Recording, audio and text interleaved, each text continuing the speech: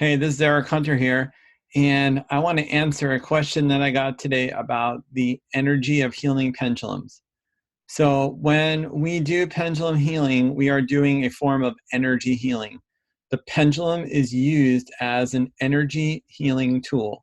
This is my Asclepius pendulum that I designed, and it's used to send energy to stimulate a healing response. So I received a question from a person about what is this energy? So I want to show it to you right now, my response. So the question was, can you please explain to me, the difference between pendulum healing and energy healing and divine angel healing? Okay, so this is a good question because a lot of people get confused by this idea because the concept or the idea of a pendulum having energy or using energy is new to most people. Most people only think of pendulums as a way to answer questions. So here is a synopsis of the different ways that healers typically view energy. So I have them labeled A, B, C, and D. So A is the idea that there's some source of the energy that's outside of the healer. So it could be like a divine source, like it could be the source of Reiki, or it could be like prana, or it could be an angel sending energy down to the person. Whatever that divine source is, it could be God. However the healer views it, it comes down from some source to the healer, and then the healer projects it out of their body, typically through the hands. Okay, that would be A. All right, B is the other idea that somehow the healer gets the energy from the environment. Typically, it's from the ground through the feet, but it could be through other parts of the body as well. But this is sort of like the idea that the healer is taking in energy from the environment and then transmitting that energy out, typically through their hands. So there are several different modern and traditional healing methods where this sort of energy transfer is done. Okay, that's B. All right, C is the idea that the healer themselves have an internal source of ki or chi or prana that is the energy source that they use for healing. So the idea is that the healer is the source of the energy. And this is not commonly done in modern healing practices, but in many traditional healing practices, this was done. And many people who are just beginning energy healing intuitively do it this way. They use their own energy to send out healing.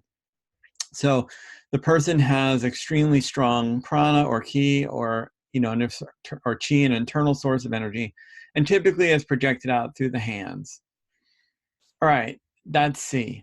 All right, now D is the idea that the healer calls upon some divine source of energy, God, an angel, or whatever, and that divine source sends the energy where the healing is needed to go, but the healer does not use their body as a conduit. So the energy is being sent from a divine source, down to wherever it needs to go because of the consciousness or the commands or the wishes, the prayers, invocations of the healer. All right, so this is, there are obviously going to be other types of energy healing modalities out there, but this is a pretty good summary of the major ways that energy healers view energy as going through. All right, now pendulum healing is completely different than this. So with pendulum healing, what is going on? So the person who is the healer has a healing pendulum, like I have this Asclepius pendulum here. And what's believed is that light from the environment, visible light, is interacting with the pendulum, and the pendulum acts like a mirror or a prism. It's basically interacting with the light, reflecting it, filtering it out. The other thing that's going on, you can see it happening right here, is there's movement of the pendulum. So the pendulum is spinning, and this movement has several interesting properties, which I'll talk about in a second. But basically, the energy for pendulum healing comes from light from the environment plus the movement of the pendulum. Now, with a healing pendulum like this one here, the Asclepius, that's designed specifically for doing healing work, if you just hold this over a person's body and let it spin, it can stimulate a healing response. The light from the environment that's being reflected or refracted off of this thing can stimulate healing in the person who's undergoing the treatment. Light at low levels stimulates a healing response. Also, the movement of the pendulum, when the pendulum spins in a circle, it's making a rhythm.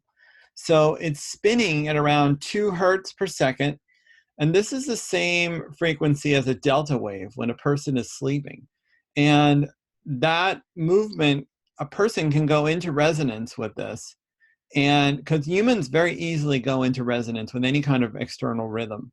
And this can stimulate healing by stimulating the release of growth hormone, among other things, and putting the person in a more relaxed state, because delta waves are what the brain does in sleep. Now, metaphysically, this is also creating a circle, which is a sacred space that's separated from the profane world.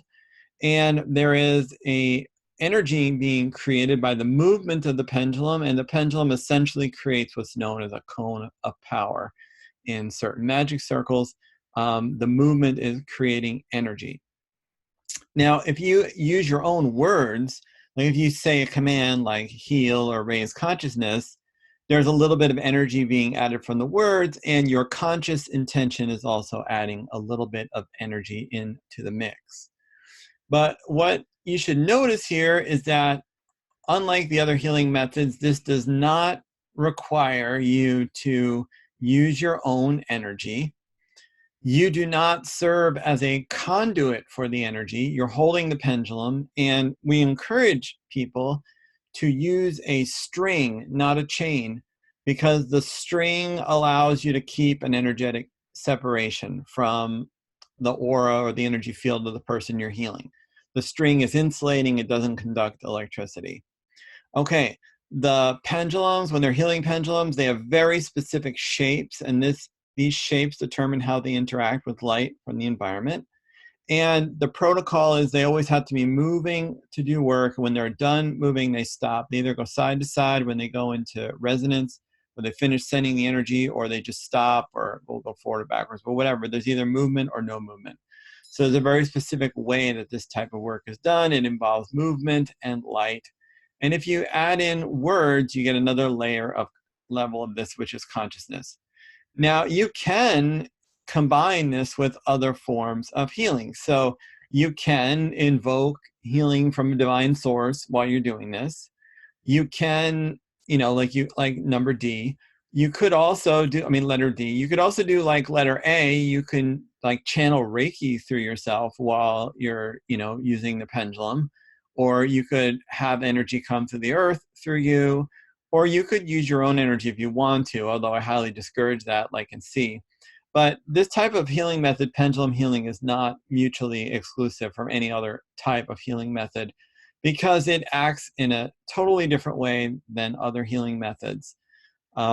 Because it's the only healing method that I'm aware of that combines light with movement and consciousness in the form of commands, which are statements of what you want to have occur.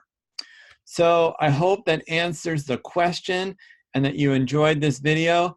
Please like this video, put a thumbs up so that people will know that it's here and they can watch it on YouTube. And thank you very much for watching. I hope you have a great day. Bye.